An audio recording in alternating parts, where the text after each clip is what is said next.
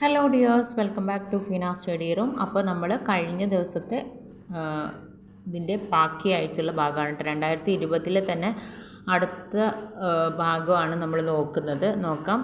വിവേകാന തുടർച്ചയായിട്ടുള്ള ക്ലാസ്സുകളായിരിക്കും. അപ്പോൾ നിങ്ങൾ ഫസ്റ്റ് മുതലുള്ളത് കണ്ടിട്ട് വരിക കേട്ടോ. അപ്പോൾ പ്ലേ ലിസ്റ്റിൽ ക്രിയേറ്റ് ചെയ്തിട്ടുണ്ട് നമ്മൾ. അപ്പോൾ നിങ്ങൾക്ക് നോക്കാം. അടുത്ത ക്വസ്റ്റ്യൻ, വിവേകാനന്ദൻ ചട്ടമ്പി സ്വാമികളെ കണ്ടുമുട്ടിയ വർഷം 1892. തിരുവനന്തപുരത്തെ ഗവൺമെൻറ് സെക്രട്ടേറിയറ്റിൽ ക്ലർക്കായിട്ട് ഔദ്യോഗിക ജീവിതം ആരംഭിച്ച നവോത്ഥാന നായകനാണ് ചട്ടമ്പി സ്വാമികൾ. വിദ്യയും വിത്തയും ഉണ്ടെങ്കിൽ മനുഷ്യ പുരോഗതി സാധ്യമാകൂ എന്ന് അഭിപ്രായപ്പെട്ട നവോത്ഥാന നായകൻ ചട്ടമ്പി സ്വാമികൾ. തീ പോലുള്ള വാക്കുകൾ കത്തിപ്പോകാഞ്ഞത് ഭാഗ്യം. ചട്ടമ്പി സ്വാമികളുടെ ഏത് കൃതിയെക്കുറിച്ചാണ് വിവേകാനന്ദൻ ഇങ്ങനെ അഭിപ്രായപ്പെട്ടത്? വേദാധികാര നിരൂപണം. ബാലഭട്ടാരക ക്ഷേത്രം ആരുടെ ഓർമ്മയ്ക്ക് നിർമ്മിച്ചതാണ്? ചട്ടമ്പി സ്വാമികൾ. ചട്ടമ്പി സ്വാമികൾക്ക് ജ്ഞാനോദയം സംഭവിച്ച സ്ഥലം വടുവേശ്വരം. ഷൺമുഖദാസൻ, സർവവിദ്യാധിരാജ എന്നിങ്ങനെ അറിയപ്പെടുന്ന നവോത്ഥാന നായകൻ ചട്ടമ്പി സ്വാമികൾ. ചട്ടമ്പി സ്വാമികളുടെ പ്രധാന ശിഷ്യൻ ബോധേശ്വരനാണ്. ജയ ജയ കോമള കേരള ധരണി തുടങ്ങുന്ന കേരള ഗാനത്തിൻ്റെ കർത്താവ് ബോധേശ്വരൻ. ചട്ടമ്പി സ്വാമികളെ ഇന്ത്യൻ തപാൽ സ്റ്റാമ്പിലൂടെ ആദരിച്ച വർഷം 2014. കാവ്യവും കമണ്ഡലവുമില്ലാത്ത സന്യാസി എന്നറിയപ്പെടുന്നത് ചട്ടമ്പി സ്വാമികൾ. ചട്ടമ്പി സ്വാമികളുടെ ശ്രീനാരായണ ഗുരുവിനെ കണ്ടുമുട്ടിയ സ്ഥലം അണിയൂർ ക്ഷേത്രം. 1882. കേരളത്തിൽ ജീവകാരുണ്യ ദിനമായി ആചരിക്കുന്ന ചട്ടമ്പി സ്വാമികളുടെ ജന്മദിനം എന്നാണ്? ഓഗസ്റ്റ് 25. നവമഞ്ജരി എന്ന കൃതി ആരെ പ്രകീർത്തിച്ചുകൊണ്ടാണ് ശ്രീനാരായണ ഗുരു എഴുതിയത്? ചട്ടമ്പി സ്വാമികൾ. ചട്ടമ്പി സ്വാമികൾ സമാധിയായത് 1924 മെയ് 5. ചട്ടമ്പി സ്വാമികളുടെ സ്മാരകം സ്ഥിതി ചെയ്യുന്നത് പന്മന. ചട്ടമ്പി സ്വാമികളുടെ ഏറ്റവും വലിയ കൃതി പ്രാചീന മലയാളം. പരശുരാമൻ്റെ കേരള സൃഷ്ടി ബ്രാഹ്മണർക്ക് വേണ്ടി മാത്രമായിരുന്നു എന്ന വാദത്തെ എതിർത്ത കൃതിയാണ് പ്രാചീന മലയാളം. മനുഷ്യ സമുദായത്തിൻ്റെ ആദ്യ ഭാഷ തമിഴാണെന്ന് വാദിക്കുന്ന ചട്ടമ്പി സ്വാമികളുടെ കൃതിയാണ് ആദിഭാഷ. അവർണർക്ക് വേദം പഠിക്കാം എന്ന് സ്ഥാപിച്ച ചട്ടമ്പി സ്വാമികളുടെ കൃതി വേദാധികാര നിരൂപണം. അഗസ്ത്യർ എന്ന തൂലികാനാമത്തിൽ ചട്ടമ്പി സ്വാമികൾ രചിച്ച കൃതിയാണ് തമിഴകം. പ്രധാന കൃതികൾ: അദ്വൈത ചിന്താ പദ്ധതി, വേദാന്തസാരം, ആദിഭാഷ, മോക്ഷപ്രദീപഖണ്ഡനം, ജീവകാരുണ്യ നിരൂപണം, വേദാധികാര നിരൂപണം, പ്രാചീന മലയാളം, സർവമതസാമരസ്യം. അടുത്ത ക്വസ്റ്റ്യൻ, ശ്രീനാരായണ ഗുരുവിൻ്റെ ജനനം 1856 ഓഗസ്റ്റ് 20. ശ്രീനാരായണ ഗുരുവിൻ്റെ ജന്മസ്ഥലം ചെമ്പഴന്തി, തിരുവനന്തപുരം. ശ്രീനാരായണ ഗുരുവിൻ്റെ ഗൃഹം വയൽവാരം വീട്. ശ്രീനാരായണ ഗുരുവിൻ്റെ അരുവിപ്പുറം പ്രതിഷ്ഠ നടത്തിയ വർഷം 1888. ശ്രീനാരായണ ഗുരു കുമാരനാശാനെ കണ്ടുമുട്ടിയ വർഷം 1891. ശ്രീനാരായണ ഗുരു അയ്യങ്കാളിയെ കണ്ടുമുട്ടിയ വർഷം 1912 ബാലരാമപുരം. ശ്രീനാരായണ ഗുരു പെരിയാറിൻ്റെ തീരത്ത് അദ്വൈതാശ്രമം സ്ഥാപിച്ചത് 1913. SNDPയുടെ ആദ്യ പ്രസിഡന്റ് ശ്രീനാരായണ ഗുരു. SNDPയുടെ ആദ്യ സെക്രട്ടറി കുമാരനാശാൻ. SNDP സ്ഥാപിതമായ വർഷം 1903 മെയ് 15. SNDPയുടെ ആദ്യ മുഖപത്രം വിവേകോദയം. SNDPയുടെ നിലവിലെ മുഖപത്രം യോഗനാഥം. രവീന്ദ്രനാഥ ടാഗോർ ശ്രീനാരായണ ഗുരുവിനെ സന്ദർശിച്ച വർഷം 1922. ശ്രീനാരായണ ഗുരുവും ടാഗോറും തമ്മിലുള്ള സംഭാഷണത്തിൽ ദ്വിഭാഷിയായിരുന്ന വ്യക്തി കുമാരനാശാൻ. ആരുടെ പ്രേരണയാലാണ് ശ്രീനാരായണ ഗുരു SNDP സ്ഥാപിച്ചത്? ഡോക്ടർ പൽപു. ഗാന്ധിജി ശ്രീനാരായണ ഗുരുവിനെ സന്ദർശിച്ച വർഷം 1925. ശ്രീനാരായണ ഗുരുവും ഗാന്ധിജിയുമായിട്ടുള്ള സംഭാഷണത്തിൽ ദ്വിഭാഷിയായിരുന്നത് N. കുമാരൻ. ശ്രീനാരായണ ഗുരു ആലുവയിൽ സർവമത സമ്മേളനം നടത്തിയ വർഷം 1924. ശ്രീനാരായണ ഗുരു സന്ദർശിച്ച ഏക വിദേശ രാജ്യം ശ്രീലങ്ക. ശ്രീനാരായണ ഗുരുവിൻ്റെ ആദ്യ ശ്രീലങ്കൻ സന്ദർശനം നടന്ന വർഷം 1918. ശ്രീനാരായണ ഗുരുവിൻ്റെ ശ്രീലങ്ക സന്ദർശന വേളയിൽ ശ്രീനാരായണ ഗുരുവിനെ അനുഗമിച്ച സന്യാസി വര്യൻ സ്വാമി സത്യവ്രതൻ. ഗുരു ശിവഗിരിയിൽ ശാരദാ പ്രതിഷ്ഠ നടത്തിയ വർഷം 1912. ശ്രീനാരായണ ഗുരു കണ്ണാടി പ്രതിഷ്ഠ നടത്തിയ ക്ഷേത്രങ്ങൾ കളവൻകോട്, ഉല്ലല. ശ്രീനാരായണ ഗുരു അവസാനമായി പ്രതിഷ്ഠ നിർവഹിച്ച ക്ഷേത്രം ഉല്ലല. ആദ്യത്തെ ശിവഗിരി തീർത്ഥാടനം ആരംഭിച്ച സ്ഥലം ഇലവുംതിട്ട. ജന്മസ്ഥലവും ജന്മദിനവും ചരമദിനവും കേരളത്തിൽ അവധി ദിവസമായി പ്രഖ്യാപിച്ചിട്ടുള്ള ഏക നവോത്ഥാന നായകൻ ശ്രീനാരായണ ഗുരു.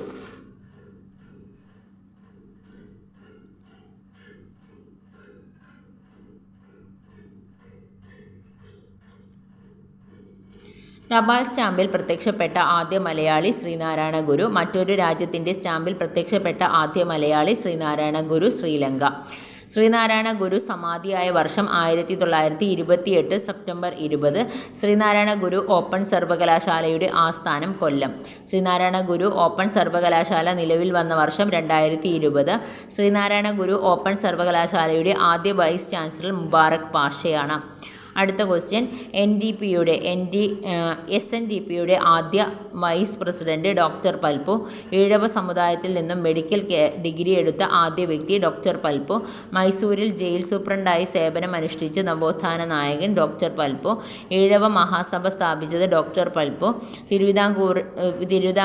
തിരുവിതാംകോട്ടെ തീയൻ എന്ന പേരിൽ ലേഖനങ്ങൾ എഴുതിയത് ഡോക്ടർ പൽപ്പു. തനിക്കും തൻ്റെ സമുദായത്തിനും നേരിടേണ്ടി വന്ന പീഡനങ്ങളെക്കുറിച്ച് മദ്രാസ് സ്റ്റാൻഡേർഡ് പത്രത്തിൽ പൽപ്പു എഴുതിയ ലേഖന പരമ്പര തിരുവിതാംകോട്ടെ തീയൻ. മലബാറിൻ്റെ വ്യവസായവൽക്കരണം ലക്ഷ്യമാക്കി ഡോക്ടർ പൽപ്പു ആരംഭിച്ച സംഘടന Malabar economics union. Treatment of Thiyyas in Travancore എന്ന കൃതി രചിച്ചത് ഡോക്ടർ പൽപ്പു. ഇന്ത്യൻ ചരിത്രത്തിലെ നിശബ്ദനായ വിപ്ലവകാരി എന്ന് ഡോക്ടർ പൽപ്പുവിനെ വിശേഷിപ്പിച്ചത് സരോജിനി നായിഡു. ഡോക്ടർ പൽപ്പുവിനെ ഈഴവരുടെ രാഷ്ട്രീയ നേതാവ് എന്ന് വിശേഷിപ്പിച്ചത് റിട്ടി ലൂക്കാസ് ആണ്. ഡോക്ടർ പൽപ്പു ധർമ്മബോധത്തിൽ ജീവിച്ച കർമ്മയോഗി എന്ന പുസ്തകം രചിച്ചത് MK സാനു. ഇന്ത്യ റിപ്പബ്ലിക് ആകുന്നതിൻ്റെ തലേ ദിവസം അന്തരിച്ച നവോത്ഥാന നായകൻ ഡോക്ടർ പൽപ്പു. നാരായണ ഗുരുകുലം സ്ഥാപിച്ചത് നടരാജ ഗുരു, പൽപ്പുവിൻ്റെ മകൻ. ഈഴവ മെമ്മോറിയലിന് നേതൃത്വം നൽകിയത് ഡോക്ടർ പൽപ്പു. ഈഴവ മെമ്മോറിയൽ സമർപ്പിച്ചത് 1896. ഈഴവ മെമ്മോറിയൽ ഒപ്പുവെച്ചത് 1376 പേരാണ്. ഈഴവ മെമ്മോറിയൽ സമർപ്പിച്ചത് ശ്രീമൂലം തിരുനാളിന്. അടുത്ത ക്വസ്റ്റ്യൻ, കേരളത്തിലെ അയിത്തോച്ചാടന പ്രസ്ഥാനത്തിലെ അനിഷേധ്യ നേതാവെന്നറിയപ്പെടുന്ന നവോത്ഥാന നായകൻ TK മാധവൻ. ക്ഷേത്രപ്രവേശന പ്രക്ഷോഭങ്ങളുടെ അമരക്കാരൻ എന്നറിയപ്പെടുന്നത് TK മാധവൻ.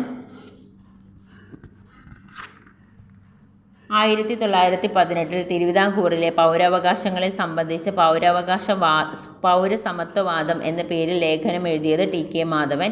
INC അയിത്തോച്ചാടന പ്രമേയം പാസാക്കിയ കാക്കിനാട് സമ്മേളനത്തിൽ പങ്കെടുത്ത മലയാളി TK മാധവൻ. ആധുനിക തിരുവിതാംകൂറിൻ്റെ മാഗ്ന കാർട്ട എന്നറിയപ്പെടുന്നത് ക്ഷേത്രപ്രവേശന വിളംബരം. തിരുവിതാംകൂറിലെ അവർണരായ ഹൈന്ദവർക്ക് ക്ഷേത്രങ്ങളിലേക്കുള്ള പ്രവേശനത്തിന് കാരണമായ വിളംബരം ക്ഷേത്രപ്രവേശന വിളംബരം. ക്ഷേത്രപ്രവേശന വിളംബരം എഴുതി തയ്യാറാക്കിയത് ഉള്ളൂർ S പരമേശ്വരയ്യർ. ക്ഷേത്രപ്രവേശന വിളംബരത്തെ ആധുനിക കാലത്തെ മഹാത്ഭുതം എന്ന് വിശേഷിപ്പിച്ചത് ഗാന്ധിജി. ക്ഷേത്രപ്രവേശന വിളംബരത്തെ ആധുനിക കാലഘട്ടത്തിൻ്റെ ഏറ്റവും അഹിംസാത്മകവും രക്തരഹിതവുമായിട്ടുള്ള വിപ്ലവം എന്ന് വിശേഷിപ്പിച്ചത് C രാജഗോപാലാചാരി. തിരുവിതാംകൂറിൽ ക്ഷേത്രപ്രവേശന വിളംബരം നടത്തിയത് 1936 നവംബർ 12. മലബാറിൽ ക്ഷേത്രപ്രവേശന വിളംബരം നടത്തിയത് 1947. തിരുവിതാംകൂറിലെ അവസാന രാജാവ് ശ്രീ ചിത്തിര തിരുനാൾ. 1946 പുന്നപ്ര വയലാർ സമയത്തെ തിരുവിതാംകൂർ രാജാവ് ശ്രീ ചിത്തിര തിരുനാൾ. ശുചീന്ദ്രം കൈമുക്ക് എന്ന അനാചാരം നിർത്തലാക്കിയ രാജാവ് സോദി തിരുനാൾ. പ്രാഥമിക വിദ്യാഭ്യാസം സൗജന്യമാക്കിയ തിരുവിതാംകൂർ ഭരണാധികാരി പാർവതിബായ്. മലയാളി മെമ്മോറിയൽ സമർപ്പിക്കപ്പെട്ട തിരുവിതാംകൂർ രാജാവ് ശ്രീമൂലം തിരുനാൾ. വിക്ടോറിയ രാജ്ഞിയിൽ നിന്നും മഹാരാജ എന്ന പദവി ലഭിച്ച തിരുവിതാംകൂർ രാജാവ് ആയില്യം തിരുനാൾ. ആധുനിക തിരുവിതാംകൂറിൻ്റെ സ്രഷ്ടാവ് എന്നറിയപ്പെടുന്നത് മാർത്താണ്ഡവർമ്മ. അടുത്ത ക്വസ്റ്റ്യൻ, ആഗമാനന്ദൻ്റെ ജന്മസ്ഥലം ചാവറ, കൊല്ലം. ആഗമാനന്ദ സ്വാമികളുടെ യഥാർത്ഥ നാമം കൃഷ്ണൻ നമ്പ്യാതിരി. 1936 കാലടിയിൽ അദ്വൈതാശ്രമം സ്ഥാപിച്ചത് ആഗമാനന്ദ സ്വാമികൾ. ആധുനിക കാലടിയുടെ സ്ഥാപകൻ എന്നറിയപ്പെടുന്ന നവോത്ഥാന നായകൻ ആഗമാനന്ദ സ്വാമികൾ. ആഗമാനന്ദ സ്വാമി ആരംഭിച്ച മാസികകൾ പ്രബുദ്ധ കേരളം, അമൃതവാണി. ശ്രീനാരായണ ഗുരുവിൻ്റെ നമുക്ക് ജാതിയില്ല എന്ന പ്രസ്താവന ആദ്യമായി അച്ചടിച്ചു വന്ന മാസിക പ്രബുദ്ധ കേരളം. സനാതന ധർമ്മ വിദ്യാർത്ഥി സംഘം സ്ഥാപിച്ചത് ആഗമാനന്ദ സ്വാമികൾ. സഹോദരൻ അയ്യപ്പൻ ജനിച്ച സ്ഥലം ചേറാഴി, എറണാകുളം. സഹോദരൻ അയ്യപ്പൻ മിശ്രഭോജനം നടത്തിയ സ്ഥലം ചേറായി. സഹോദരൻ അയ്യപ്പൻ മിശ്രഭോജനം നടത്തിയ സ്ഥലം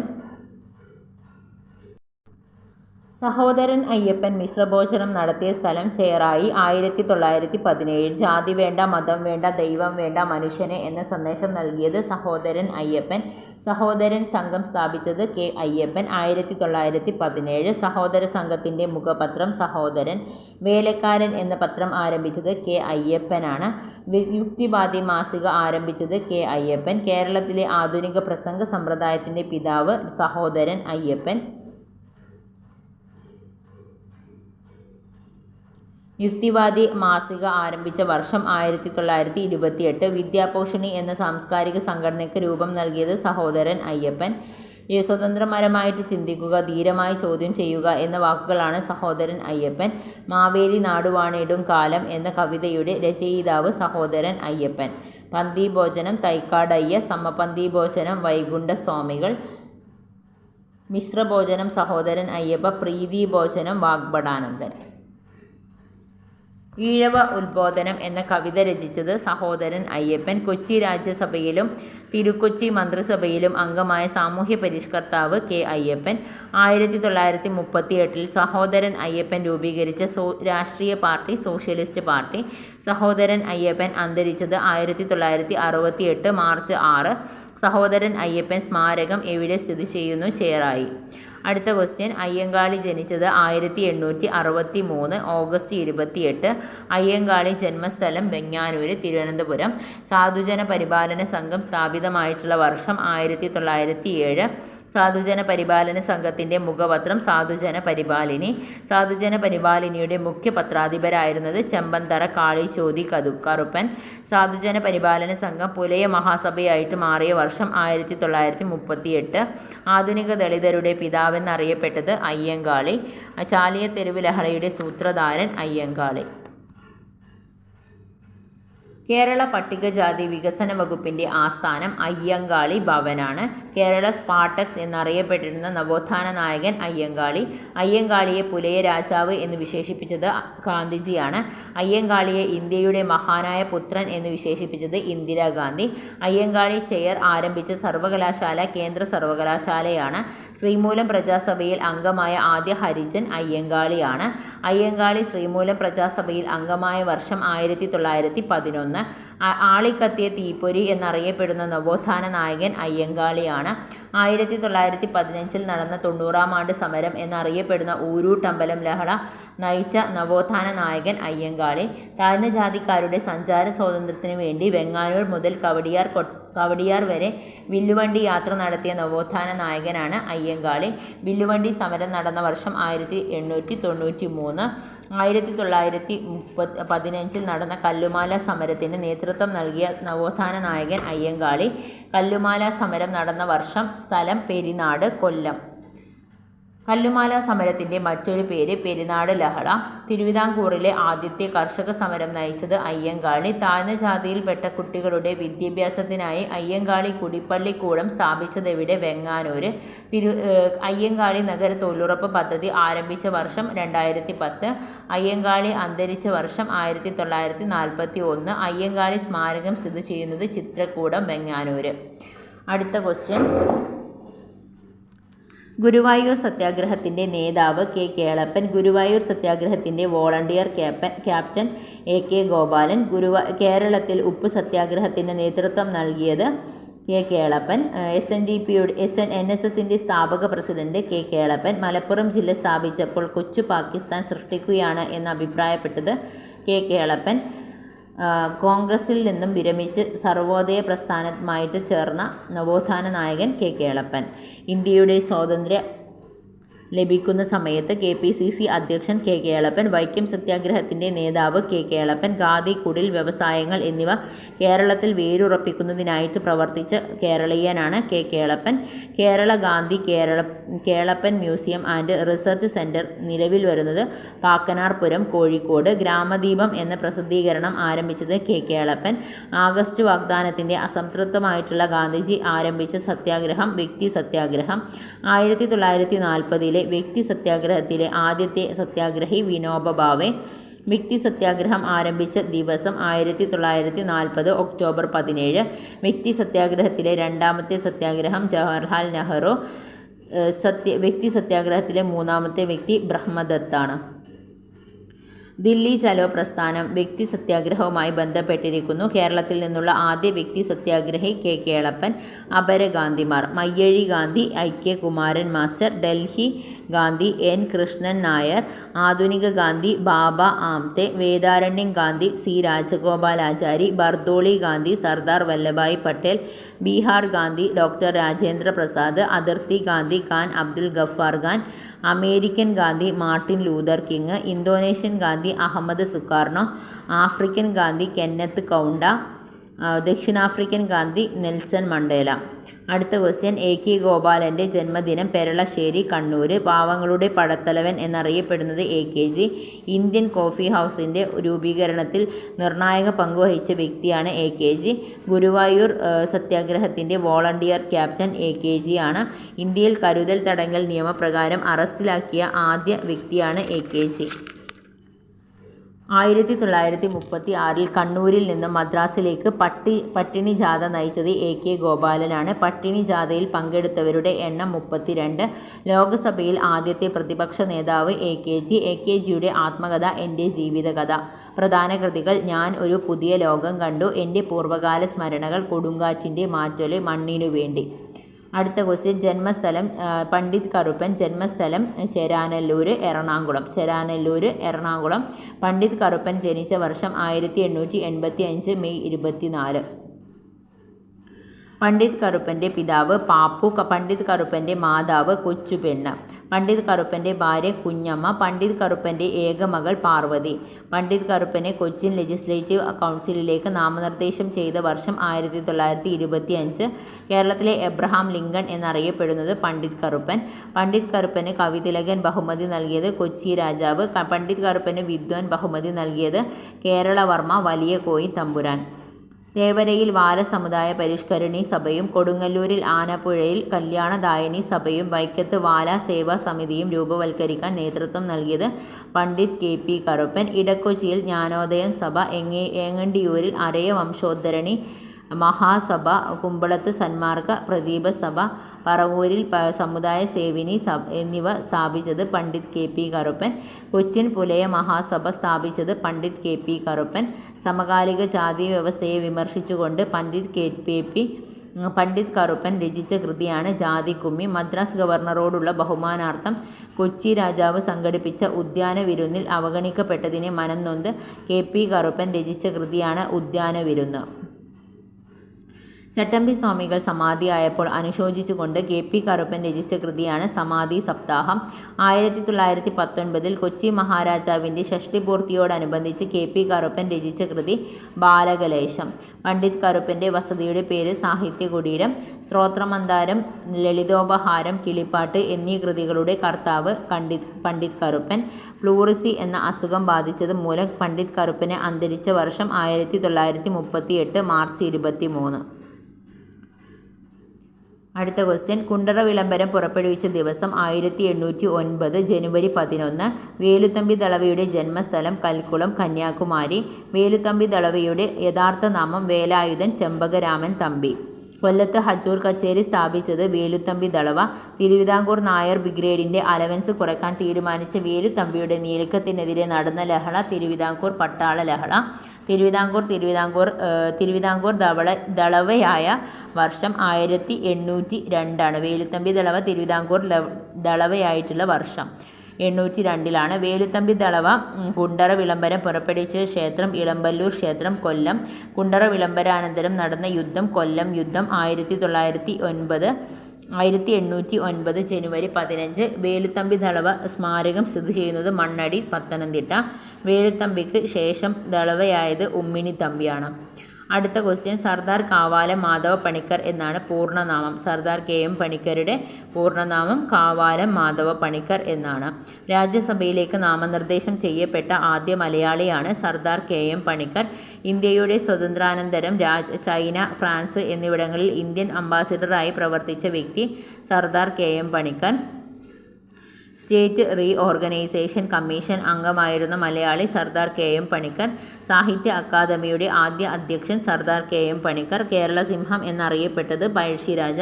പഴശ്ശി സ്മാരകം മാനന്തവാടി. പഴശ്ശി മ്യൂസിയം കോഴിക്കോട്. പഴശ്ശി രാജയെ കേരള സിംഹം എന്ന് വിശേഷിപ്പിച്ചത് സർദാർ കെ.എം. പണിക്കർ.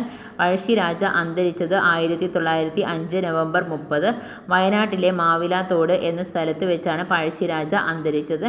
ദക്ഷിണേന്ത്യയിൽ നടന്ന ഏക ഗിരിവർഗ കലാപം കുറിച്യർ കലാപം. കുറിച്യർ കലാപത്തിന് നേതൃത്വം നൽകിയത് രാമനമ്പി. കുറിച്യർ ലഹള നടന്ന വർഷം 1812. കുറിച്യർ ലഹള നടന്ന ജില്ല വയനാട്. കുറിച്യർ ലഹളയുടെ മുദ്രാവാക്യം വട്ടത്തൊപ്പിക്കാർ ഇന്ത്യ വിടുക. കുറിച്യരുടെ കൂട്ടുകുടുംബങ്ങൾ അറിയപ്പെടുന്നത് മിറ്റം എന്നാണ്. കുറിച്യരെ കൂടാതെ കലാപത്തിൽ പങ്കെടുത്ത ആദിവാസി വിഭാഗം കുറുമ്രരാണ്. മലൈ ബ്രാഹ്മിണർ എന്നറിയപ്പെടുന്ന ആദിവാസി വിഭാഗം കുറിച്യരാണ്. മലൈ ബ്രാഹ്മിണർ എന്നറിയപ്പെടുന്ന ആദിവാസി വിഭാഗം കുറിച്യരാണ്. പഴശ്ശിരാജയുമായി ചേർന്ന് ബ്രിട്ടീഷുകാർക്കെതിരെ വിപ്ലവം നടത്തിയ ആദിവാസി വിഭാഗം കുറിച്യർ. ജറാവ ആദിവാസി വിഭാഗങ്ങൾ കാണപ്പെടുന്ന സ്ഥലം ആൻഡമാൻ ദ്വീപുകളാണ്. ഊരാളി, തോടർ എന്നീ വിഭാഗങ്ങൾ കാണപ്പെടുന്ന സംസ്ഥാനം തമിഴ്നാട്. കൊറാക വിഭാഗം കൂടുതലായി കാണപ്പെടുന്ന കേരളത്തിലെ ജില്ല കാസർഗോഡ്. അടുത്ത ക്വസ്റ്റ്യൻ. കേരളത്തിലെ മാഗ്ന കാർട്ട എന്നറിയപ്പെടുന്നത് ക്ഷേത്രപ്രവേശന വിളംബരമാണ്. ക്ഷേത്രപ്രവേശന വിളംബരം പുറപ്പെടുവിച്ച തിരുവിതാംകൂർ രാജാവ് ശ്രീ തിത്തിരു തിരുനാൾ. തിരുവിതാംകൂറിൽ ക്ഷേത്രപരമായിട്ടുള്ള വിളംബരം പുറപ്പെടുവിച്ച വർഷം 1936 നവംബർ 12. ആ സമയത്ത് തിരുവിതാംകൂർ ദീവാൻ CP രാമസ്വാമി അയ്യർ. ക്ഷേത്രപ്രവേശന വിളംബരം എഴുതി തയ്യാറാക്കിയത് ഉള്ളൂർ S. പരമേശ്വര അയ്യർ. ആധുനിക കാലത്തെ മഹാത്ഭുതം എന്ന് ക്ഷേത്രപ്രവേശന വിളംബരത്തെ വിശേഷിപ്പിച്ചത് ഗാന്ധിജി. ക്ഷേത്രപ്രവേശന വിളംബരത്തെ ജനങ്ങളുടെ ആധ്യാത്മിക വിമോചനത്തിൻ്റെ അധികാരരേഖയായ സ്മൃതി എന്ന് വിശേഷിപ്പിച്ചത് ഗാന്ധിജി. ആധുനിക കാലത്തെ ഏറ്റവും അഹിംസാത്മകവും രക്തരഹിതവുമായിട്ടുള്ള വിപ്ലവം എന്ന് ക്ഷേത്രപ്രവേശന വിളംബരത്തെ വിശേഷിപ്പിച്ചത് C. രാജഗോപാലാചാരി. 1937 ഗാന്ധിജിയുടെ അവസാനത്തെ 5ാമത്തെ കേരള സന്ദർശനം ക്ഷേത്രപ്രവേശന വിളംബരവുമായി ബന്ധപ്പെട്ടതാണ്. മദ്രാസ് ക്ഷേത്രപ്രവേശന വിളംബരം നടന്നത് 1947. കൊച്ചിയിൽ ക്ഷേത്രപ്രവേശന വിളംബരം നടന്നത് 1947. മദ്രാസ് ക്ഷേത്രപ്രവേശന വിളംബരവുമായി ബന്ധപ്പെട്ട മലബാറിൽ എല്ലാ ജാതിക്കാർക്കും ക്ഷേത്രത്തിൽ പ്രവേശിക്കുവാൻ അനുമതി ലഭിച്ചത് കൊച്ചിൻ ക്ഷേത്രപ്രവേശനവുമായിട്ട് ബന്ധപ്പെട്ട സത്യാഗ്രഹം പാലിയം സത്യാഗ്രഹം. അഖില കേരള ക്ഷേത്രപ്രവേശന ദിനം നവംബർ 1.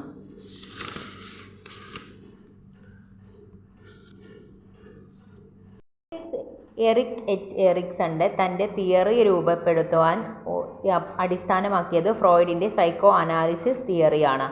എറിക് എച്ച് എറിക്സന്റെ സിദ്ധാന്തം മനോസാമൂഹിക സിദ്ധാന്തം എന്നറിയപ്പെടുന്നു. എറിക്സന്റെ സാമൂഹിക വികാസ ഘട്ടങ്ങളുടെ എണ്ണം 8. എറിക്സന്റെ സാമൂഹിക വികാസങ്ങളും സവിശേഷതകളും. എറിക്സൺ തൻ്റെ സാമൂഹ്യ വികാസ ഘട്ടങ്ങളും അവയുടെ സവിശേഷതകളും ചുവടെ കുറിക്കുന്നു. വിശ്വാസം, അവിശ്വാസം. ജനനം മുതൽ 1.5 വയസ്സ് വരെ. ജനനം മുതൽ നന്നായി പരിഗണിക്കപ്പെടുന്ന കുട്ടി പരിസ്ഥിതിയെയും കുടുംബാംഗങ്ങളെയും വിശ്വസിക്കുന്നു. സുരക്ഷിതത്വ ബോധം ഇല്ലാത്ത കുട്ടി അരക്ഷിതത്വ ബോധം പ്രകടിപ്പിക്കുന്നു. സ്വാശ്രയത്വം, ലജ്ജ 1.5 മുതൽ 3 വയസ്സ് വരെ. നല്ല രക്ഷാകർതൃത്വം അനുഭവിക്കുന്ന കുട്ടി സ്വയം പര്യാപ്തത്തിൻ്റെയും തൻ്റെയിടം ഉള്ളവനുമാകുന്നു. അല്ലാത്തവൻ ലജ്ജാലുവും സ്വാശ്രയത്വ ബോധം ഇല്ലാത്തവനുമായി മാറും. നേതൃത്വ ഗുണം, കുറ്റബോധം 3 വയസ്സ് മുതൽ 6 വയസ്സ് വരെ. 3 വയസ്സ് മുതൽ 6 വയസ്സ് വരെയുള്ള കാലമാണ് എറിക്സന്റെ അഭിപ്രായത്തിൽ കളിപ്രായം. നല്ല ഭൗതിക അന്തരീക്ഷം കിട്ടുന്ന കുട്ടി നേതൃത്വ ഗുണം പ്രദർശിപ്പിക്കും. അല്ലാത്തവൻ കുറ്റബോധവും അപകർഷതാബോധവും പ്രകടിപ്പിക്കും. ഊർജ്ജസ്വലത, അപകർഷത 6 മുതൽ 12 വയസ്സ് വരെ. കുടുംബത്തിൽ നിന്നും അംഗീകാരവും പ്രോത്സാഹനവും ലഭിക്കുന്ന കുട്ടി ആത്മവിശ്വാസവും അതുവഴി ഊർജ്ജസ്വലതയും കൈമുതലാക്കി വളരുന്നു. അല്ലാത്തവൻ തൻ്റെ കഴിവുകൾ തിരിച്ചറിയാനാവാതെ എവിടെയും പരാജിതനാവുകയും ചെയ്യുന്നു. ഈ ഘട്ടത്തിൽ വെച്ചാണ് കുട്ടികളുടെ ജീവിതത്തിൻ്റെ പ്രാധാന്യത്തിൽ എത്തിച്ചേരുന്നത്. വ്യക്തിത്വ സ്ഥാപനം, വ്യക്തിത്വ പ്രതിസന്ധി. കൗമാരകാലം 12 മുതൽ 18 വയസ്സ് വരെ. പല പ്രതിസന്ധികളെയും കാലഘട്ടമാണ്. കൗമാരം സമവയസ്ക സംഘങ്ങളിലും സാമൂഹ്യ സംഘങ്ങളിലും ക്രിയാത്മകമായി ഇടപെടുന്ന കാലമാണ്. നല്ല സാഹചര്യമാണെങ്കിൽ നല്ല വ്യക്തികളായി മാറുന്നു. അല്ലാത്തവർ പ്രതിസന്ധി നിറഞ്ഞ വ്യക്തികളായിട്ട് മാറുകയും ചെയ്യുന്നു. നല്ല സൗഹൃദം, ഏകാകിത്വം.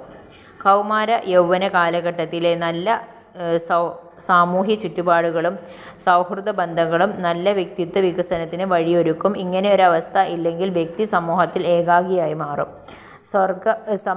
സർഗാത്മകത, അലസത. 35 to 60 വയസ്സ് വരെ യൗവനം എല്ലാ സർഗാത്മകതയും നിർമ്മാണക്ഷമതയും നിറഞ്ഞ കാലഘട്ടമാണ്. അതൊന്നും ഇല്ലാത്ത സാഹചര്യത്തിലാണ് ഒരു വ്യക്തി വളരുന്നതെങ്കിൽ അലസനും നിശ്ചലനും ആയിത്തീരുന്നു. സമഗ്രത, നിരാശ.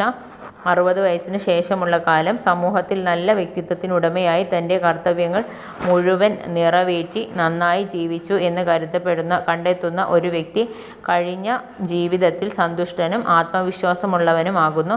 ജീവിതത്തിൻ്റെ സമഗ്രത ഇയാൾക്ക് സമാധാനം നൽകുന്നു. ശേഷിച്ച ജീവിതം ആത്മവിശ്വാസത്തോടെ ജീവിക്കാമായിരുന്നു. അല്ലാത്തവർക്ക് ബാക്കി ജീവിതം സമ്മാനിക്കുന്നത് നിരാശയായിരിക്കും.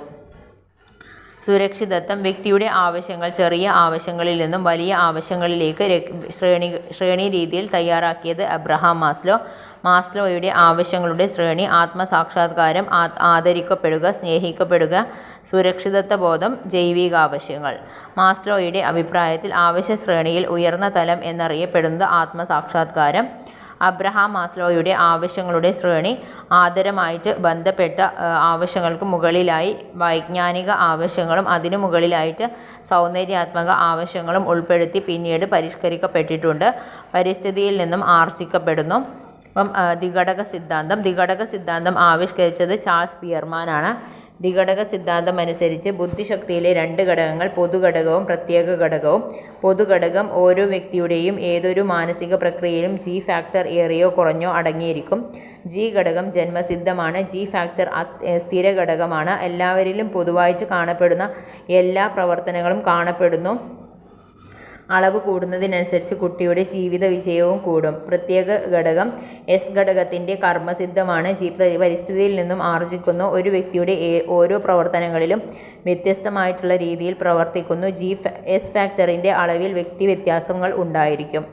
ജിയും എസും കൂടി ചേർന്ന മാനസിക കഴിവുകൾ വികസിക്കേണ്ടത്. ഓരോ വ്യക്തിയും ഒരു ജിയും നിരവധി എസുകളും അടങ്ങിയിരിക്കുന്നു. ഈ വ്യത്യാസം വ്യക്തി വ്യത്യാസങ്ങൾക്ക് കാരണമാകുന്നു. ഈ പ്രവർത്തനങ്ങളെയും വിജയത്തിന് ജി ഘടകവും ആ സവിശേഷ രംഗത്തെ സംഗീതം, ചിത്രകല, ഗണിതം, അഭിനയം, ഭരണപാടവം കുറിക്കുന്ന എസ് ഘടകവും ഒത്തുചേരേണ്ടതാണ്. സംഘഘടക സിദ്ധാന്തം. സംഘഘടക സിദ്ധാന്തം ആവിഷ്കരിച്ചത് LL തേഴ്സ്റ്റൺ ആണ്. തേഴ്സ്റ്റൺ ജി ഘടകത്തിൻ്റെ സ്ഥാനത്ത് നിരവധി പ്രാഥമിക ശേഷികളെ പ്രതിഷ്ഠിച്ചു. മാനസിക ശേഷികളുടെ നിരവധി സംഘങ്ങളുണ്ടെന്നും ആ സംഘത്തിൽ ഓരോന്നും അതിൻ്റേതായിട്ടുള്ള പ്രാഥമിക ഘടകങ്ങൾ ഉണ്ടെന്നും അദ്ദേഹം വാദിച്ചു. തേഴ്സ്റ്റണും അദ്ദേഹത്തിൻ്റെ സഹപ്രവർത്തകരും അത്തരത്തിലുള്ള 9 പ്രാഥമിക ഘടകങ്ങളിൽ രേഖപ്പെടുത്തിയിട്ടുണ്ട്. വാചിക ഘടകം, പദബന്ധ ഘടകം, സംഖ്യാഘടകം, വസ്തുക്കളുടെ ത്രിമാന സ്ഥിതി മനസ്സിലാക്കി കൈകാര്യം ചെയ്യുവാനുള്ള കഴിവ്, സ്മൃതി ഘടകം, പ്രത്യക്ഷണ വേഗത ഘടകം, യുക്തിചിന്താ ഘടകം, ദർശന ഘടകം, പ്രശ്നനിർദ്ധാരണ ശേഷി ഘടകം. പ്രതിരോധ കൗൺസിലിംഗ്. മാനസിക സഹായം ആവശ്യമുള്ള വ്യക്തിയും അത്തരം സഹായം നൽകാൻ പഠനവും പരിശീലനവുമുള്ള വ്യക്തിയും തമ്മിൽ സ്വേച്ഛാനുസാരം സ്ഥാപിക്കുന്ന ഔപചാരിക ബന്ധമാണ് കൗൺസിലിംഗ്. വിവിധതരം കൗൺസിലിംഗ്: ദുരന്ത പ്രതിരോധ നിവാരണ കൗൺസിലിംഗ്, സുഗര കൗൺസിലിംഗ്, പ്രതിരോധ കൗൺസിലിംഗ്, വികസന കൗൺസിലിംഗ്. കൗൺസിലിംഗിന് ആവശ്യമായിട്ടുള്ള ഗുണങ്ങൾ: നൈപുണികൾ, നിരീക്ഷണ പാടവം, ബഹുമാനം, സ്വാഭാവികത, ലഭ്യത, ശ്രദ്ധാനൈപുണി, നിർണയം, ആശയവിനിമയം, അനുതാപം, വൈകാരിക പക്വത, ഉപാധികളില്ലാതെ പരിഗണന, രഹസ്യ സ്വഭാവം സൂക്ഷിക്കുവാനുള്ള കഴിവ്, ശ്രവിക്കാനും മനസ്സിലാക്കുവാനുമുള്ള കഴിവ്. അടുത്തത് ആത്മാവബോധ സിദ്ധാന്തത്തിൻ്റെ ഉപജ്ഞാതാവ് കാൾ റോജേഴ്സ് ആണ്. കാൾ റോജേഴ്സിൻ്റെ സിദ്ധാന്തം വ്യക്തി കേന്ദ്രീകൃത സിദ്ധാന്തം എന്നറിയപ്പെടുന്നു. ആത്മാവബോധ സിദ്ധാന്തത്തെ 2 തലങ്ങൾ: ദ ഓർഗാനിസം, ജൈവ വ്യവസ്ഥ, ദ സെൽഫ്, ആത്മാവബോധം. വ്യക്തിയുടെ ബോധപൂർവവും അബോധപൂർവവുമായിട്ടുള്ള ആകെത്തുകയെ പ്രതിനിധാനം ചെയ്യുന്നത് ദ ഓർഗാനിസം. ഒരു വ്യക്തി തന്നെപ്പറ്റി തന്നെ ആവിഷ്കരിച്ച ധാരണയാണ് ദ സെൽഫ്. താൻ എന്തു തരത്തിലാകണമെന്നോ വ്യക്തി ആഗ്രഹിക്കുന്നത് അതാണ് ദ ഐഡിയൽ സെൽഫ്, ആദർശാത്മക അവബോധം. കാൾ റോജേഴ്സിൻ്റെ പ്രധാന ആശയങ്ങൾ: ജൈവ മൂല്യനിർണ്ണയം, നന്മതിന്മകൾ തിരിച്ചറിയുവാനും തനിക്ക് അനുഗുണമായതിനെ വേർതിരിച്ചെടുക്കുവാനുമുള്ള മനുഷ്യനെ വിലയിരുത്താൻ ശേഷിയാണ് ജൈവ മൂല്യനിർണ്ണയം. നിരുപാധിക സ്നേഹവും പരിഗണനയും ശരിയായിട്ടുള്ള ആത്മാവബോധ വികസനത്തിനും ആത്മസാക്ഷാത്കാരം നേടുന്നതിനും ഉപാധിയില്ലാതെ പരിഗണനയും സ്നേഹവും ആവശ്യമാണ്. അടുത്തത് പഠനത്തിൻ്റെ സമഗ്രതാ നിയമങ്ങൾ. സാദൃശ്യ നിയമം, സാമ്യതാ നിയമം. അംശങ്ങളെ സമാനമായിട്ട് പ്രത്യക്ഷണം ചെയ്യുമ്പോൾ അവയെ പരസ്പര ബന്ധിതമായിട്ടും പ്രത്യക്ഷണം ചെയ്യും. അതായത് സദൃശ്യമായവയെ ഒരു ഗ്രൂപ്പായി കാണാനുള്ള പ്രവണത നമുക്കുണ്ട്. ചിത്രത്തിലെ വൃത്തങ്ങളെ 2 ത്രികോണങ്ങളായിട്ട് വീക്ഷിക്കുന്നതിന് കാഴ്ചയിൽ സാദൃശ്യമുള്ളതാക്കി ഒരു കൂട്ടമായി കാണാനുള്ള പ്രവണത മൂലമാണ് സാമീപ്യ നിയമം. ചിത്രത്തിലെ 8 രേഖാഖണ്ഡങ്ങളെ 4 സെറ്റ് രേഖാഖണ്ഡങ്ങളാക്കി പ്രത്യക്ഷണം ചെയ്യുന്നു. അടുത്തടുത്തുള്ളവയെ കൂട്ടമായി കാണുന്നു എന്ന പ്രതിഭാസത്തിൻ്റെ ഫലമാണിത്. അടുത്ത് സ്ഥിതി ചെയ്യുന്ന അംശങ്ങളെ ഒരേ രംഗചിത്രീകരണത്തിൻ്റെ ഭാഗങ്ങളായിട്ട് പ്രത്യക്ഷണം ചെയ്യുന്നു. അതായത് സമീപസ്ഥമായവയെ ഒരു കൂട്ടമായി കാണാനുള്ള പ്രവണതയുണ്ടാക്കും. സമ്പൂർണ്ണ നിയമം. ഒരു രൂപത്തിലോ ചിത്രത്തിലോ ഉള്ള വിടവുകൾ പൂർത്തിയാക്കാനുള്ള പ്രവണത നമുക്കുണ്ട് എന്നതാണ് ഈ നിയമം. അതായത് ക്ഷേത്ര ചിത്രീകരണത്തിന് വേണ്ടി നമ്മൾ ചിത്രീകരിക്കുന്ന രൂപത്തിലെയും തുറന്നു പിടിക്കുന്ന ആഗ്രഹങ്ങളും കൂട്ടി യോജിപ്പിക്കുന്ന പ്രവണത കാണിക്കുന്നു. തുടർച്ചാ നിയമം. ചിത്രത്തിലെ ഒരുപാട് ഏക കേന്ദ്ര വൃത്തങ്ങളാണെങ്കിലും അത് ഒരു ചാക്രിക രേഖയായിട്ട് നമുക്ക് തോന്നുന്നു. പ്രത്യേക ഘടകങ്ങളെ നമുക്ക് അർത്ഥപൂർണമായിട്ടുള്ള ഒരു തുടർരേഖയോ രൂപമാതൃകയോ കിട്ടാൻ പാകത്തിൽ നാം ശൃംഖലനം ചെയ്യുന്നുവെന്നാണ് ഈ നിയമം സൂചിപ്പിക്കുന്നത്. രൂപപശ്ചാത്തല ബന്ധം. വസ്തുവിൻ്റെ അല്ലെങ്കിൽ ഒരു ചിത്രത്തെ അതിൻ്റെ പശ്ചാത്തലത്തിൽ നിന്നും വിവേചിച്ചറിയുന്നു. അതോടൊപ്പം പശ്ചാത്തലത്തിനനുസരിച്ച് ഭിന്ന ദൃശ്യങ്ങൾ കാണുകയും ചെയ്യുന്നു. അടുത്ത ക്വസ്റ്റ്യൻ. ഓർമ്മകളിൽ അടങ്ങിയിരിക്കുന്ന അടിസ്ഥാന ഘടകങ്ങൾ എണ്ണം 4 ഓർമ്മ അടിസ്ഥാന ഘടകങ്ങൾ: പഠനം, ധാരണ, അനുസ്മരണം, തിരിച്ചറിവ്. പഠനം നടക്കുന്നത് ഇന്ദ്രിയ അനുഭവങ്ങളിലൂടെയാണ്. മനസ്സിൽ പതിയുന്ന ആശയങ്ങൾ വിട്ടുപോകാതെ സൂക്ഷിക്കുന്നതാണ് ധാരണ. ഉൾക്കൊള്ളുന്ന ആശയങ്ങൾ തിരികെ ബോധമണ്ഡലത്തിലേക്ക് കൊണ്ടുവരുന്ന പ്രക്രിയയാണ് അനുസ്മരണം. ബോധതലത്തിൽ കൊണ്ടുവരുന്ന കാര്യങ്ങളെല്ലാം ഇന്നതാണെന്നും അത് സ്വന്തമാണെന്നും മനസ്സിലാക്കുവാനുള്ളതാണ് തിരിച്ചറിവ്.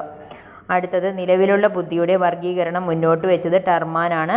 നിലവിലുള്ള ബുദ്ധി പരിശോധന ടെസ്റ്റ്, ടെർമാൻ ഇൻ്റലിജൻസ് ടെസ്റ്റ്. ബുദ്ധിശോധകങ്ങളുടെ പിതാവ് ആൽഫ്രഡ് ബിനെ. ആദ്യത്തെ ബുദ്ധി പരീക്ഷ ബിനെ ബുദ്ധി പരീക്ഷ.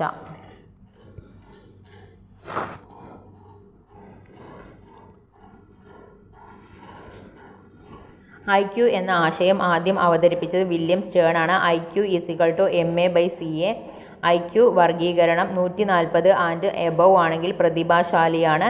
120 to 139 അതിബുദ്ധിമാനാണ്. 110 to 119 ബുദ്ധിമാനാണ്.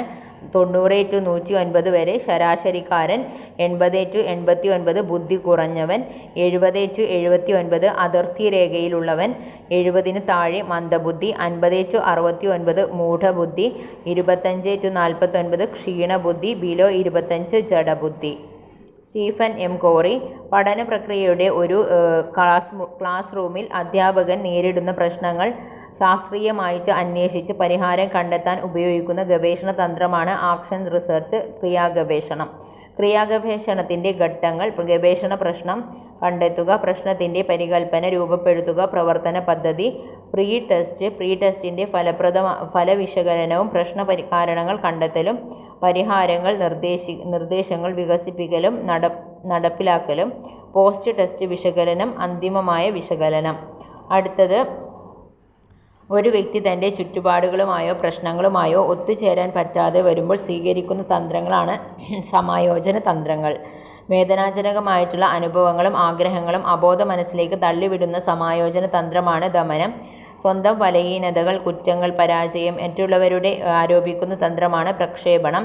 പരീക്ഷയിൽ തോറ്റ കുട്ടി കുറ്റം പഠിപ്പിച്ച ടീച്ചറിൽ ആരോപിക്കുന്നു. തൻ്റെ പരാജയം, കഴിവുകേട് എന്നിവ തെറ്റായ കാരണങ്ങൾ പറഞ്ഞ് രക്ഷപ്പെടുന്നതിന് തന്ത്രമാണ് യുക്തീകരണം. പരീക്ഷയിൽ തോറ്റ കുട്ടി പഠിച്ചിട്ട് എന്ത് കാര്യം എന്ന് ചോദിക്കുന്നത്. മറ്റുള്ളവരുടെ നേട്ടം തൻ്റേതാണെന്ന് കരുതി ആനന്ദിക്കുന്ന സമായോജന തന്ത്രമാണ് താദാത്മീകരണം. ഇന്ത്യൻ ക്രിക്കറ്റ് ടീമിൻ്റെ വിജയം ആഘോഷിക്കുന്നത്. ഒരു മേഖലയിലെ കഴിവുകേട് മറ്റൊരു മേഖലയിൽ വീണ്ടെടുക്കുന്ന സമായോജന തന്ത്രമാണ് അനുപൂരണം. പഠനത്തിൽ പിന്നോക്കമുള്ള വിദ്യാർത്ഥി കലാകായിക മേഖലകളിൽ മികവ് പുലർത്തുന്നു. അസ്വീകാര്യമായ ആഗ്രഹങ്ങളെ സാമൂഹ്യത്തിന് സാമൂഹ്യ സ്വീകരണമായിട്ടുള്ള മേഖലകളിലേക്ക് തിരിച്ചുവിടുന്ന സമായോജന തന്ത്രമാണ് ഉദാത്തീകരണം. വിഷമകരമായ പ്രശ്നങ്ങൾ വരുമ്പോൾ ഒന്നും അറിഞ്ഞില്ല എന്ന രീതിയിൽ മാറി നിൽക്കുന്നതാണ് ഒട്ടകപക്ഷി മനോഭാവം. അരോചകപരമായിട്ടുള്ള യാഥാർത്ഥ്യങ്ങളിൽ നിന്നും രക്ഷപ്പെടാൻ നിഷേധ സ്വഭാവം കാണിച്ച് പ്രതിഷേധിക്കുന്ന രീതിയാണ് നിഷേധം. വിളിച്ചാൽ വിളി, കേൾക്കാതിരിക്കുക, കണ്ടില്ലെന്ന് നടിക്കുക. അടുത്തത് സംവേദനം, പ്രത്യക്ഷണം, വർഗീകരണം, സാമാന്യവൽക്കരണം. ആശയരൂപീകരണ പ്രക്രിയയിൽ 4 ഘട്ടങ്ങളാണ്: സംവേദനം, പ്രത്യക്ഷണം, വർഗീകരണം, സാമാന്യവൽക്കരണം. സംവേദനം ആശയരൂപീകരണവുമായി ബന്ധപ്പെട്ട ആശയങ്ങളെയോ അനുഭവങ്ങളെയോ നിരീക്ഷിക്കുന്നതിനുള്ള ഘട്ടമാണ്. ആവർത്തന പ്രക്രിയയിലൂടെ പുതിയ ആശയങ്ങളെ മനസ്സിൽ പതിപ്പിക്കുന്നു. പ്രത്യക്ഷണം സംവേദന ഘട്ടത്തിൽ ആർജിച്ചെടുത്ത ആശയപരമായിട്ട് പൊരുത്തപ്പെടുന്നു. വർഗീകരണം സംവേദനത്തിലൂടെയും പ്രത്യക്ഷണത്തിലൂടെയും നേടിയ ആശയങ്ങളെ വ്യത്യാസങ്ങളുടെയും പ്രാധാന്യത്തിൻ്റെയും അടിസ്ഥാനത്തിൽ വർഗീകരിക്കുന്നു. സാമാന്യവൽക്കരണം ആശയങ്ങളെ പൊതുവായ ആശയങ്ങളുമായിട്ട് ബന്ധിപ്പിച്ച് പൊതുവായ ആശയരൂപീകരണത്തിന് സഹായിക്കുന്നു. ഒരു വസ്തുവിനെക്കുറിച്ചോ ഒരു ആശയത്തെക്കുറിച്ചോ പഠിതാവിൻ്റെ മനസ്സിലുള്ള ആശയങ്ങളെയോ ഉദാഹരണങ്ങളിലൂടെയോ പുതിയ ആശയങ്ങൾ, വസ്തുതകൾ ബന്ധിപ്പിച്ചെടുത്ത് വ്യക്തമായ ആശയങ്ങളിൽ എത്തിച്ചേരാൻ പഠിതാവിനെ സഹായിക്കുന്ന പഠനതന്ത്രമാണ് ആശയരൂപീകരണം. അടുത്ത ക്വസ്റ്റ്യൻ: ജർമ്മനിയിൽ നിന്നും നാസി ആക്രമണത്തെ തുടർന്ന് അമേരിക്കയിലേക്ക് കുടിയേറിയ മാക്സ് വെർത്തിമർ എന്ന മനഃശാസ്ത്രജ്ഞൻ ഒരു തീവണ്ടി യാത്രക്കിടയിൽ കണ്ട ബൾബുകളെ കൊണ്ടുള്ള മാല കറങ്ങുന്നതും ഒരു തീവണ്ടി യാത്രക്കിടയിൽ കണ്ട ബൾബുകൾ കൊണ്ടുള്ള മാല കറങ്ങുന്നതായിട്ട് തോന്നുന്ന കാഴ്ചയാണ് ഗസ്റ്റാൾട്ട് മനഃശാസ്ത്രം എന്ന വിഖ്യാത മനഃശാസ്ത്രശാഖയ്ക്ക് ജന്മം നൽകിയത്. ഫൈ പ്രതിഭാസം. മിന്നിത്തിളങ്ങുന്ന ചലനനിശ്ചല വസ്തുക്കൾ ചലിക്കുന്നതായിട്ട് തോന്നുന്നതാണ് ഫൈ പ്രതിഭാസം. ഫ്രാങ്ക്ഫർട്ട് റെയിൽവേ സ്റ്റേഷനിൽ വെച്ച് മാക്സ് വെർത്തിമർ നിരീക്ഷിച്ച പ്രതിഭാസമാണിത്. സ്ട്രോബോസ്കോപ്പ് എന്ന കളിക്കോപ്പ് ഉപയോഗിച്ചാണ് വെർത്തിമർ ഇത് സംബന്ധിച്ച് കൂടുതൽ പരീക്ഷണങ്ങൾ നടത്തിയത്. John Mayer, Daniel Goleman, Peter Salovey എന്നിവർ വൈകാരിക ബുദ്ധിയുമായി ബന്ധപ്പെട്ടിരിക്കുന്നു.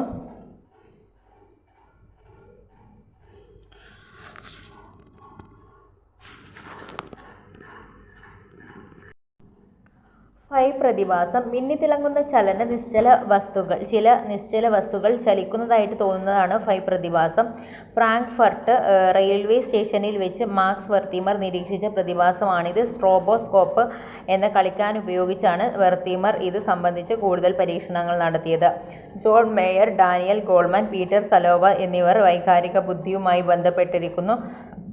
ഡാനിയൽ ഗോൾമാൻ്റെ പ്രധാന കൃതികൾ the varieties of meditative experience, the hidden driver of excellence, emotional intelligence.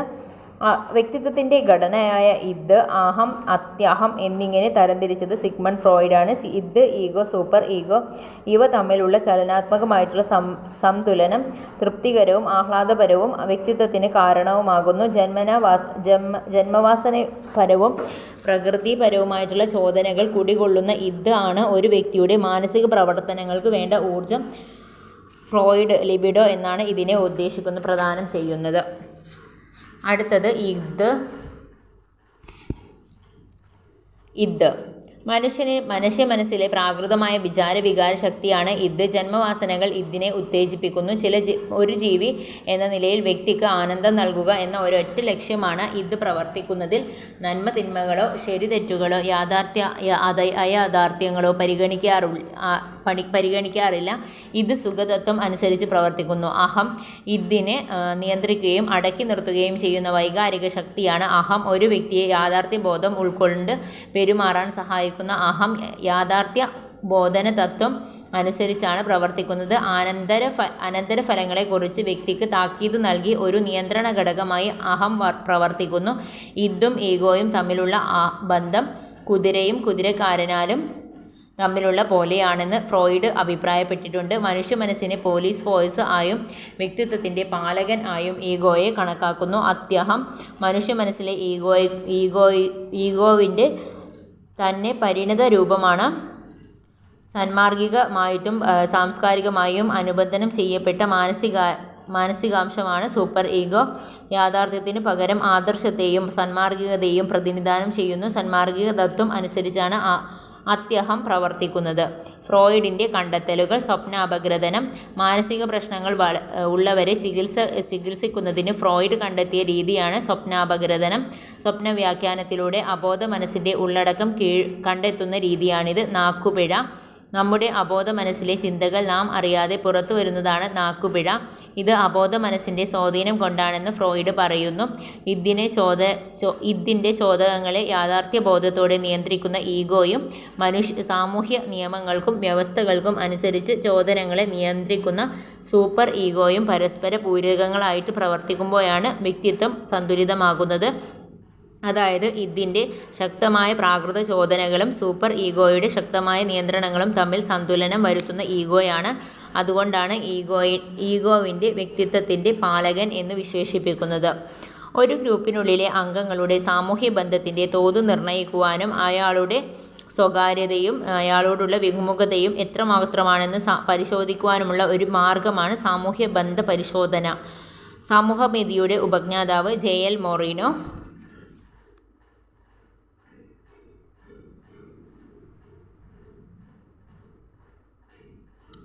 കൂട്ടത്തിലെ അംഗങ്ങളിൽ നിന്നും കൂടെ കളിക്കുവാനോ പ്രവർത്തിക്കുവാനോ താൻ ഇഷ്ടപ്പെടുന്ന വ്യക്തികളുടെ പേരുകൾ എഴുതാൻ ഓരോ കുട്ടിയോടും ആവശ്യപ്പെടുന്നു. ഓരോ കുട്ടിക്കും തനിക്ക് ഇഷ്ടപ്പെട്ടവരുടെ പേരുകൾ എഴുതുന്നു. ഈ ദത്തത്തിൽ നിന്നും ഒരു സാമൂഹ്യാലേഖം നിർണ്ണയിക്കാം. ഒരു സോഷ്യോഗ്രാം തയ്യാറാക്കുമ്പോൾ കൂടുതൽ ആളുകൾ നിർദ്ദേശിക്കുന്ന അറിയപ്പെടുന്നത് താരങ്ങൾ.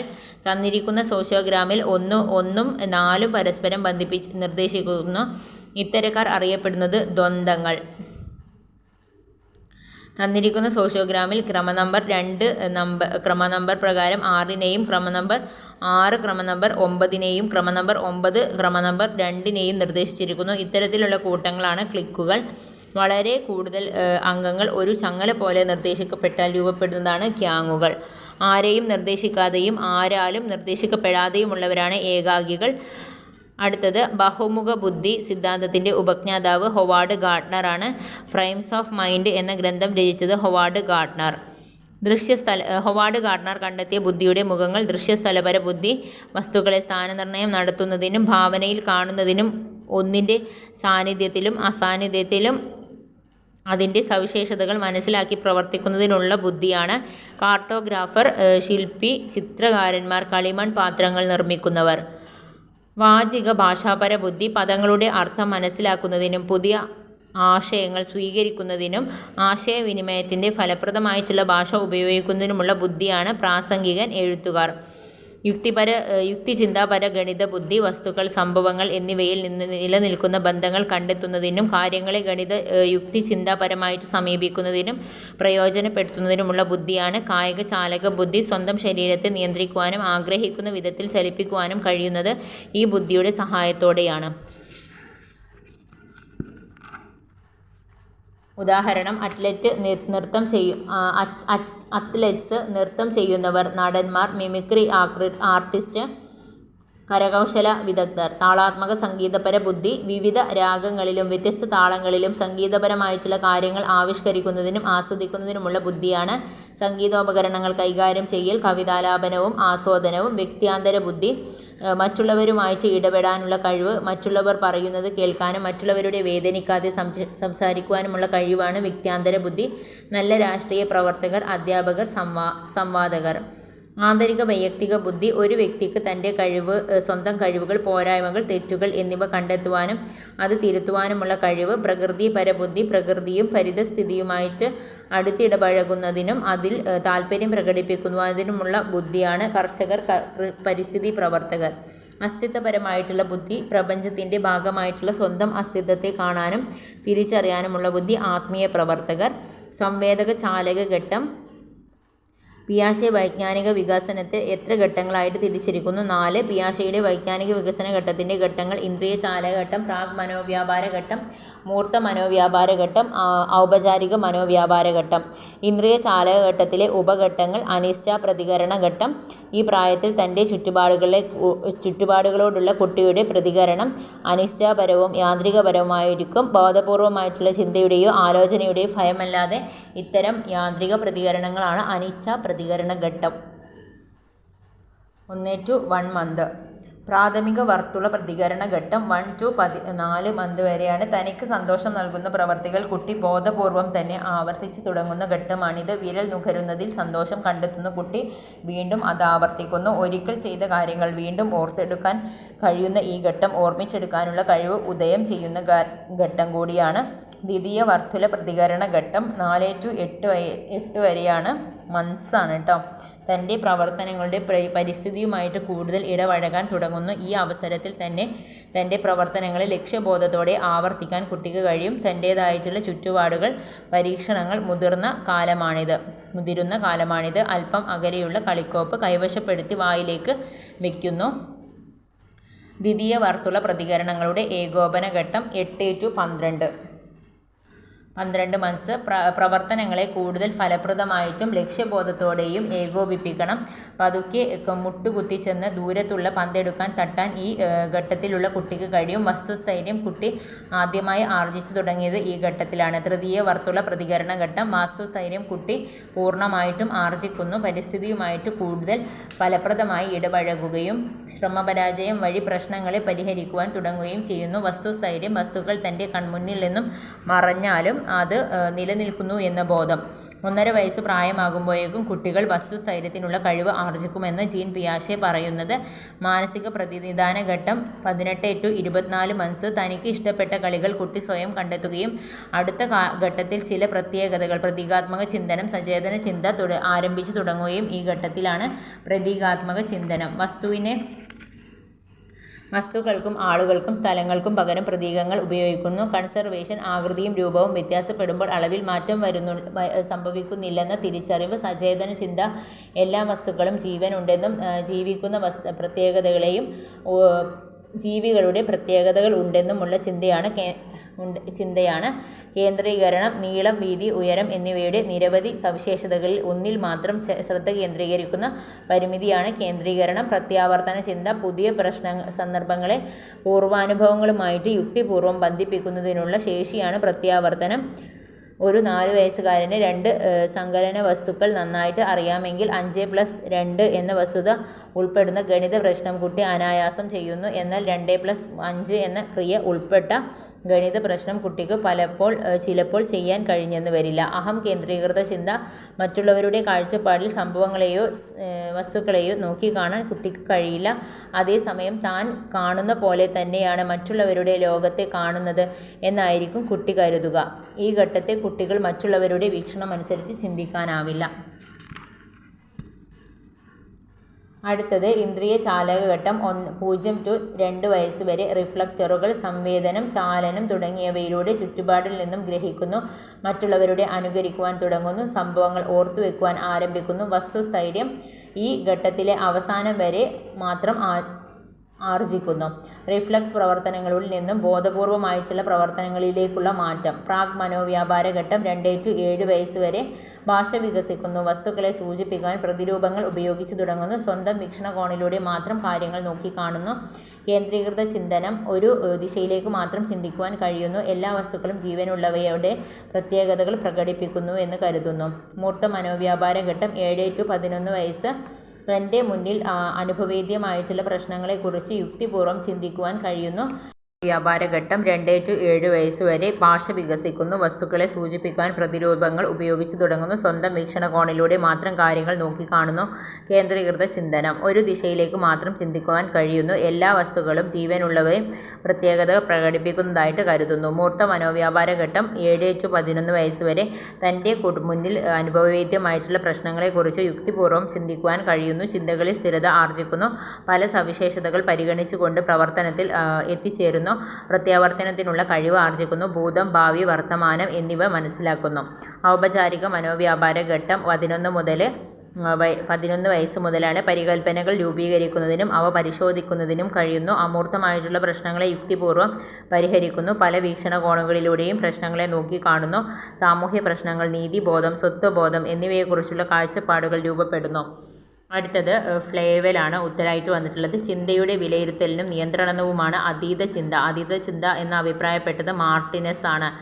മാർട്ടിനസ് ആണ്. അതീത ചിന്താ പ്രക്രിയക്ക് പൊതുവെ എത്ര തലങ്ങളാണ്? 3 തലങ്ങളുണ്ട്. അതീത ചിന്താ പ്രക്രിയയുടെ തലങ്ങൾ ധാരണ, പരിഹരിക്കുവാൻ ഉദ്ദേശിക്കുന്ന പഠന പ്രശ്നങ്ങളെക്കുറിച്ചും അത് പരിഹരിക്കുവാനുള്ള തൻ്റെ കഴിവിനെക്കുറിച്ചും വിവര ശേഖരണ സ്രോതസ്സുകളെക്കുറിച്ചുമെല്ലാം ഈ ഘട്ടത്തിൽ ധാരണ രൂപപ്പെടുന്നു. പ്രശ്നങ്ങളെക്കുറിച്ചും സമഗ്രമായിട്ടുള്ള ധാരണ രൂപീകരിക്കാൻ സ്വയം ചോദിക്കാവുന്ന ചോദ്യങ്ങൾ.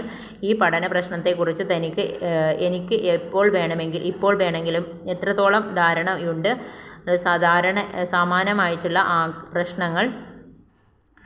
സമാനമായ പ്രശ്നങ്ങൾ മുമ്പ് എങ്ങനെയാണ് പരിഹരിച്ചത്? തൻ്റെ ഇപ്പോഴത്തെ പഠന പ്രശ്നം എന്താണ്? ഈ പഠന പ്രശ്നം പരിഹരിക്കുവാൻ ലഭ്യമായ പഠന സാമഗ്രികൾ എന്തൊക്കെയാണ്? തൻ്റെ പ്രകടനം എങ്ങനെയാണ് വിലയിരുത്തപ്പെടുക? ആസൂത്രണം. തൻ്റെ മുന്നിലുള്ള പഠന പ്രശ്നങ്ങളെ പരിഹരിക്കുന്നതിന് തനിക്ക് ആവശ്യമായിട്ടുള്ള സമയം തിട്ടപ്പെടുത്താൻ ചെയ്യേണ്ട കാര്യങ്ങൾ, മുൻഗണനാക്രമം തീരുമാനിച്ച് ചെക്ക് ലിസ്റ്റ് തയ്യാറാക്കൽ, ആവശ്യമായിട്ടുള്ള സാമഗ്രികൾ ഒരുക്കൽ, പ്രവർത്തനങ്ങളുടെ രൂപരേഖ തയ്യാറാക്കൽ എന്നിവ ആസൂത്രണത്തിൽ ഉൾപ്പെടുന്നു. വിലയിരുത്തൽ. സ്വയം ചോദിക്കുന്ന ചോദ്യങ്ങളിലൂടെ ആത്മപരിശോധനകളിലൂടെയും പഠന പ്രക്രിയയെ നിരന്തര വിലയിരുത്തലിന് വിധേയമാക്കുക. പഠന പ്രക്രിയയിൽ ഉടനീളം ജാഗ്രതയും പ്രചോദനവും നിലനിർത്തുക. പ്രതിപുഷ്ടീകരണം നടത്തുക എന്നിവയാണ് വിലയിരുത്തലിന് സഹായകമായത്. അതീത ചിന്ത, ക്ലാസ് റൂം പ്രസക്തി. പഠന പ്രക്രിയയിൽ പഠിതാവിൻ്റെ നിയന്ത്രണം മെച്ചപ്പെടുത്തുന്നു. ഓരോ പഠിതാവിൻ്റെയും അറിവ് നിർമ്മാണ പ്രക്രിയ സവിശേഷമാണ് എന്ന തിരിച്ചറിവ് അധ്യാപകന് ലഭിക്കുന്നു. അതീത ചിന്തയുടെ അടിത്തറ ശക്തമാകുമ്പോൾ കുട്ടി സ്വതന്ത്രനായിട്ടുള്ള പ്രശ്നപരിഹാരകൻ ആയി വികസിക്കുന്നു. പഠിതാവിൻ്റെ ആത്മവിശ്വാസം വർദ്ധിക്കുന്നു. അതീത ചിന്ത പ്രോത്സാഹിപ്പിക്കുവാനുള്ള മാർഗങ്ങൾ: സ്വയം ചോദ്യം ചോദിക്കൽ, ഉറക്കെ ചിന്തിക്കൽ, ആശയങ്ങളുടെയും ചിന്തകളുടെയും ചിത്രീകരണം, ആശയ ചിത്രീകരണം, ഫ്ലോ ചാർട്ട് തയ്യാറാക്കൽ. ആശയ ചിത്രീകരണം എന്ന ആശയം വികസിപ്പിച്ചത് ജോസഫ് ഡി നോവാക്ക്.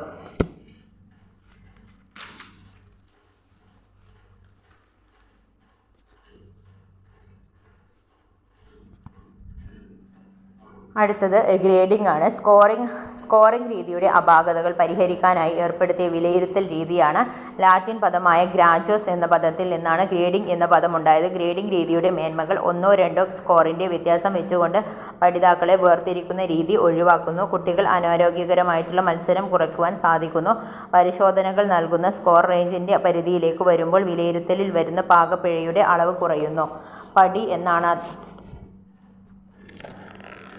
എന്നാണതിൻ്റെ അർത്ഥം. ഗ്രേഡിംഗ് 2 തരമുണ്ട്: പ്രത്യക്ഷ ഗ്രേഡിങ്ങും പരോക്ഷ ഗ്രേഡിങ്ങും. പഠിതാവിൻ്റെ പഠന നേട്ടങ്ങൾ വിലയിരുത്തുന്നതിൽ നേരിട്ട് ലെറ്റർ ഗ്രേഡ് നൽകുന്ന രീതിയാണ് പ്രത്യക്ഷ ഗ്രേഡിംഗ്. ആദ്യം മാർക്കുകൾ ഇട്ടിട്ട് അതിൻ്റെ അടിസ്ഥാനത്തിൽ ഗ്രേഡുകൾ നിർണ്ണയിക്കുന്ന രീതിയാണ് പരോക്ഷ ഗ്രേഡിംഗ്. പരോക്ഷ ഗ്രേഡിംഗ് 2 തരമുണ്ട്: അബ്സല്യൂട്ട് ഗ്രേഡിങ്ങും ആപേക്ഷിക ഗ്രേഡിങ്ങും. LP, UP, HS തലങ്ങളിൽ പഠിതാക്കൾ ലഭിക്കുന്ന സ്കോറിനെ ഗ്രേഡിലേക്ക് മാറ്റുന്ന രീതി താഴെ കൊടുത്തിരിക്കുന്നു. LP, UP തലത്തിലെ 5 പോയിൻ്റ് സ്കെയിലിംഗ് ആണ്. അതിൽ ഒന്നാമത്തേത് സ്കോറിൻ്റെ റേഞ്ച് ഗ്രേഡ് വിശദീകരണം. 80-100 ആണെങ്കിൽ A ഗ്രേഡാണ്, എക്സലൻ്റ് ആണ്. രണ്ടാമത്തേത് 60-79 B ഗ്രേഡാണ്, വെരി ഗുഡ് ആണ്. 45-49 C ഗ്രേഡാണ്, ഗുഡ് ആണ്. 35-44 D grade, average. Below 35 E grade, below average. HS തലത്തിൽ 9 പോയിൻ്റ് സ്കെയിലാണ്. സ്കോറിൻ്റെ റേഞ്ച് 90-100 ആണെങ്കിൽ A+, ഔട്ട്സ്റ്റാൻഡിംഗ് ആണ്. 80-89 A ആണ്, എക്സലൻ്റ്. 70-79 B+, വെരി ഗുഡ് ആണ്. 60-69 B, good. 50-59 C+, above average. 40-49 C, average. 30-39 D+, below average. 20-29 D, need improvement.